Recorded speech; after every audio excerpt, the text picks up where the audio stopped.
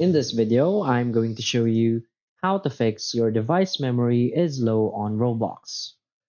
So please watch the video until the end and follow this tutorial step by step to avoid making mistakes.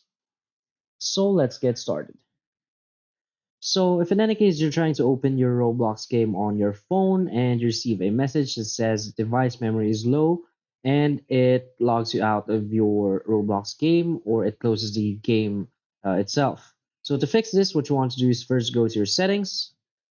Now from your settings, search for offload and you'll see this offload unused apps setting. So just tap on it. Now from here, you want to search for Roblox, tap on Roblox, and simply offload the app. So offloading the app will free up storage used by the app, but keeps its documents and data. And usually this will fix some minor and major bugs from your app and make it useful for the second time you install it. So just tap on offload app. After offloading, just tap on reinstall app.